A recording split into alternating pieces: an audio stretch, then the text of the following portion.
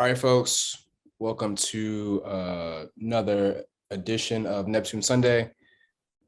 Special edition here. We're going to be chatting about the 15th anniversary of In My Mind, Pharrell's solo album that came out in 2006.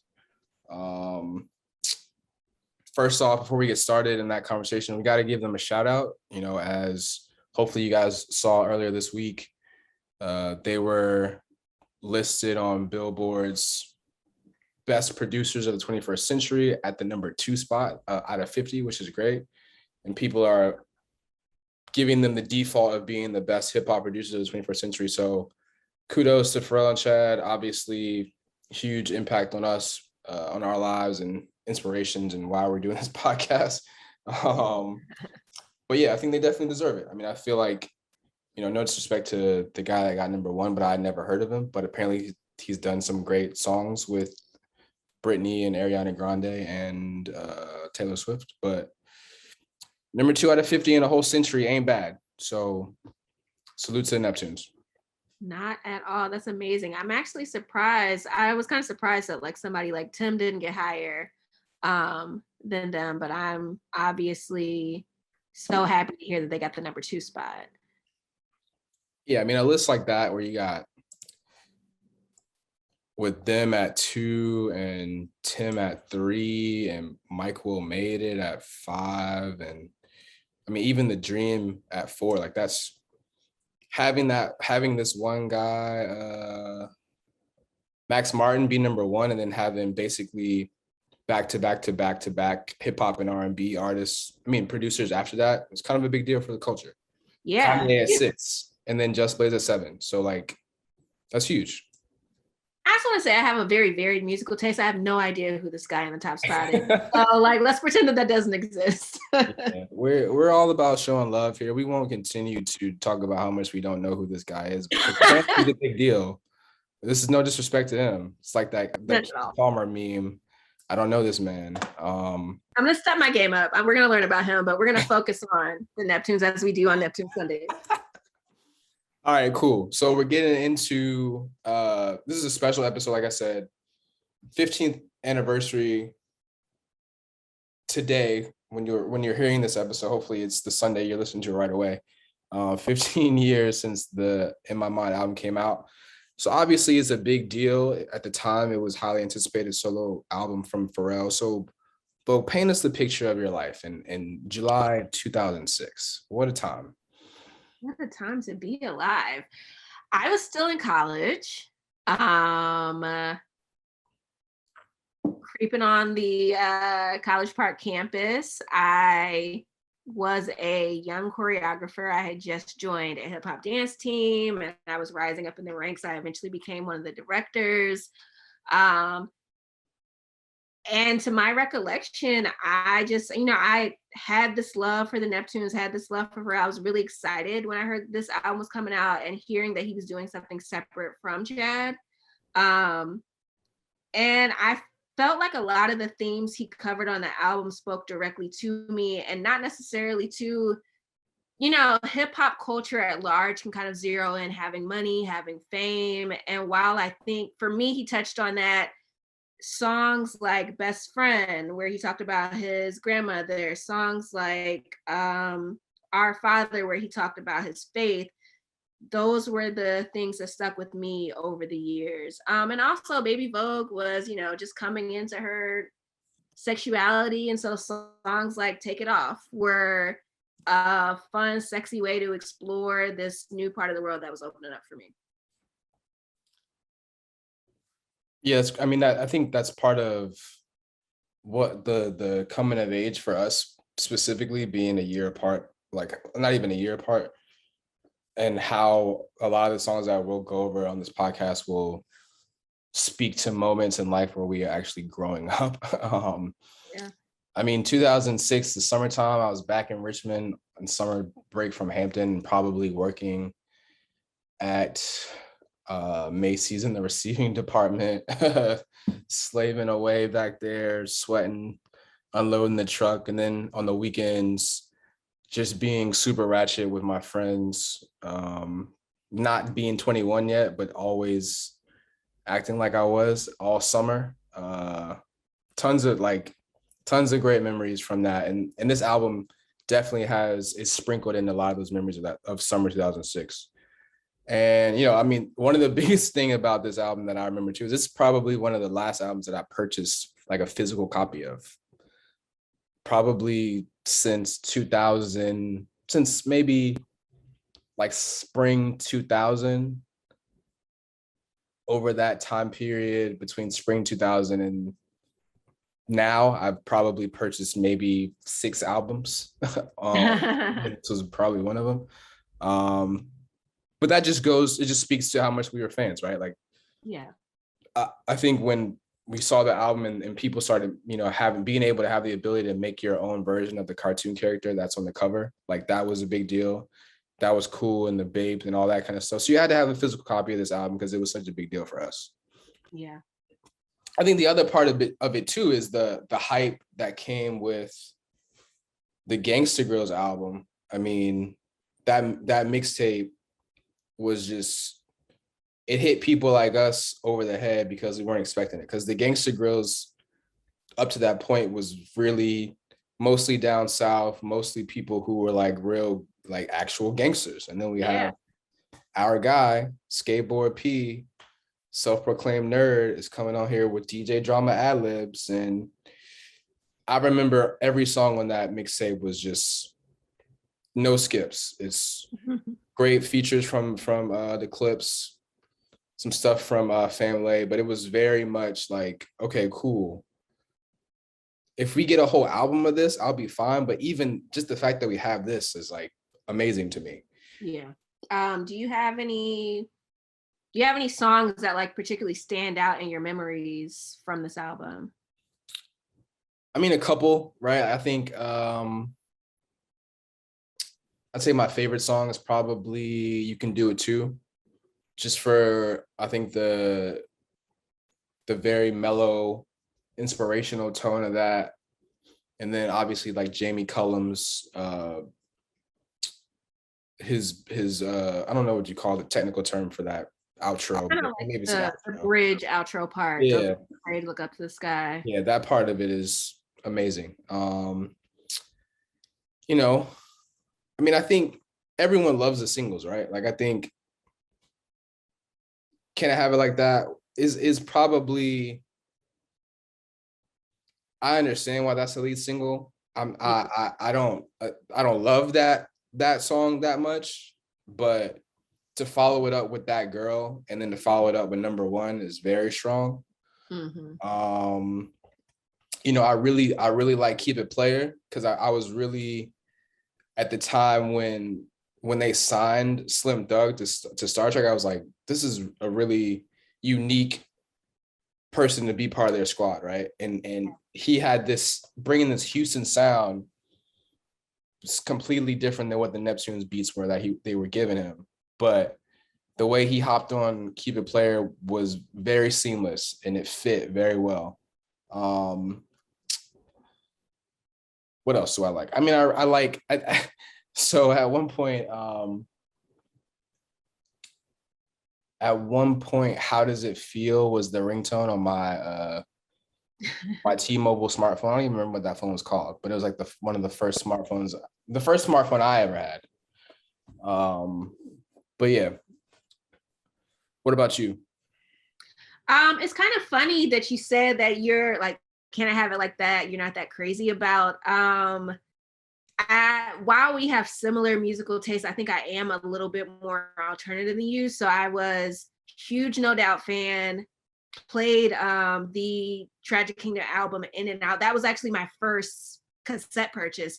So when Gwen Stefani started working with Pharrell, and I think she did on a pretty consistent basis for a while, that was huge for me. And this song in particular, I want to say, was one of the first songs they did together. So that was big in my mind. I really loved Young Girl, Baby with Nelly. That was a good song. I can vividly remember, you were talking about You Can Do It Too. I can vividly remember I was working at just like this I thought I was going to grad school, didn't go to grad school, was working at this job that I didn't want to be at. And I was in the parking lot walking to work, listening to You Can Do It Too. And I felt like some sense of empowerment by this guy that I had been inspired by for so many years. And I was also really excited to hear him work with Kanye. You have two really incredible genre changing producers become rappers working together, and you don't see them occupy the same space in hip hop, I think, many other times up until now. I can't name you another Pharrell and Kanye song besides number one. Yeah. I mean, that was a huge deal for me too. Kanye is my, like, those two guys helped shape a lot of who I was in that time period between 2002 to 2008, which is like a real high school to college and trying to figure out what life is like. But then, it was important for people like me who weren't really trying to embrace the thug motif, right? Like I can come out here in a pink polo, or I can come out here and skateboard and do whatever and be cool with that. So like I think that record was huge. And it, for, I think overall the critics, there was, I think from a critic standpoint, there was mixed reviews on this album.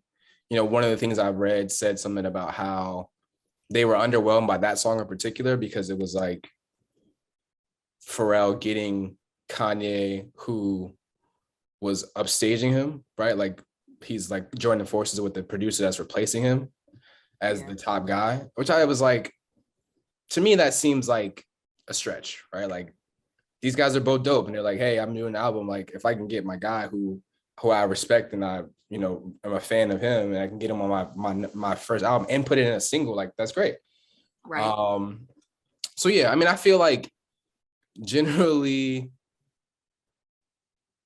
people who had negative thoughts about this album are probably expected more than they got, right? But for people like us who are fans of Pharrell and the Neptunes, like this was exactly what we thought it was going to be. Like I'm sure there are people who thought it was going to be Clones Part 2, which is like, yeah, you're just going to have a bunch of Pharrell songs. He's going to get all his famous friends to come on and they're going to make, a bunch of Past the Cavassiers and I Just Want to Love You and, all that other stuff that people loved at the time, ludicrous song, right? Like they just thought we were going to have him and all his boys on it. And that's what Clones was, except it didn't have the Pharrell rapping as much. So like, if this is his album, it needs to be his album. And as a fan, I probably would not have liked it as much if it was, it's me and a bunch of my famous friends, because then it's not about you. It's not really your album anymore. Right. It did feel very much like this was the person that I thought that Pharrell was. Humble P had a varying, array of interests. Like to me, this was like representative of who he was. Right. I know Tyler's your boy. Tyler the Creator's your boy. I remember he had like so I guess that probably would have been the 10th anniversary. He made an Instagram post that I remember him seeing and like writing a long ass caption about how much he liked the album. Or do you remember what I'm talking about? Yeah, I do. I actually remember on that post, he noted that Raspy Shit was the worst song in Pharrell's discography, which I thought was hilarious. But he talks about how inspired he was by the album and how he used to sit up in high school and just listen to it over and over, and how number one feels like MJ and that bass line on Can I Have It Like That. It's actually quite an extensive post if you can dig it up. But I think just like us, he's a super fan. He's inspired by Pharrell and he found inspiration in every note, just like we did. Yeah, for sure. I mean, I think, back to the criticism of it, for critics to say what they said about it and having their expectations be one thing. I think to hear or read about Pharrell having his own criticisms of it, of the album and of the Gangsta Grillz mixtape, he said something about how it was the luxury raps were basically him in the moment trying to be like, Puff and be like Jay-Z. And, for us, like that, I understand from him and his personal perspective how he looks back at it. I think that quote was from like 2014 where he's, he just did Happy, and he's got like his second album coming out where he feels like those are so different than where he's at now. I understand why he said that, but at the time, yeah, we love that shit. We love those luxury raps and talking about phantoms and wearing Bape, and like even if we weren't doing it, it still was, it still was a different perspective, and we appreciate it. But that's, as an artist, you got to respect his perspective of having his growth, right? Like him looking back and saying, hey, I'm not that person, I'm not, and I was really caught in the moment, I probably wouldn't do the album again. Yeah, I hear that, but I mean, even in that, I feel like that is an encapsulation of my experience, because like I'm not the typical person that you would expect to be a big rap fan. I'm a girl, and I listen to rock music and all these things that like quote unquote disqualify me from where I come from. I talk a certain way. But seeing myself in Pharrell and hearing him talk like that, I was like, oh, I can enjoy this too. This is for me too. So I always appreciate that. So as we close up this episode, I think probably one of the most underappreciated parts of this album is the remix album with the Yessirs, which is led by Questlove. I forgot about that.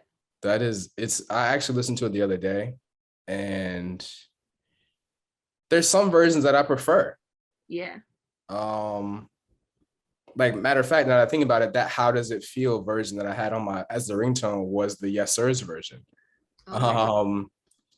But I think to me that's part of the overall story of the album, and I think of it in three parts because of that. I think of it as the Gangsta Grillz. I think about the album itself and how it, the impact it had during that time in my life, and then I think about discovering the remix album, just like, where did this come from? Yeah. And being able to fall in love with these songs again in a different version. It's just like, to me, I think that that's a very underrated aspect of why this album, and why Pharrell too, as part of his career, like was able to have such an impact, is because when you think about that, who basically had 3 albums like that? Like you had a mixtape, and I mean, not granted, like tons of people have mixtapes and they have their whole albums, but like to have a mixtape that's like revolutionary because you're the first non-gangster to do a gangster mixtape. Then you have your first solo album with all these crazy features on it. Yep. And then you have this remix album that's got Questlove production. Like I think so intentional. Yes. And it's amazing. So yeah. 20, not 20, I'm tripping. 15th anniversary. Shout out to Pharrell. I mean, I think this album is better than Girl, but we can have that conversation another day. But I think Girl is very solid. I'll say I replay this album a lot more than I replay Girl, and that's all I'll say for this episode. Yeah, I mean, like, I think Girl is just, there's a lot of that's peak commercial P. Right, because Happy's on it. Yeah, it is what it is, but like that's not the P I grew up with. So I appreciate both of them, but this one was more foundational to like my understanding and like love of music. Yeah, I mean, I feel like this album was just, it was important because it was his first, it was him stepping out. Whether he realized it or not, he did this album for us, and we appreciate him for it. So thank you, P. Congrats on 15 years of In My Mind. And yeah, let's wrapping up episode number 3. Thank you, P. We love you. Catch you guys later on the flip side. Whenever another time, episode, guys. Who knows when that's going to be? You gotta stop saying that. We'll be back. I just want to give ourselves credit for the fact that we've done 3. We're actually going to release. No, I don't want to give anybody any secrets, but yes. We always got one in the chamber for y'all. Happy to be here. It's been fun. All right, y'all. Peace and love, everybody. Thank y'all for listening. Talk to y'all soon.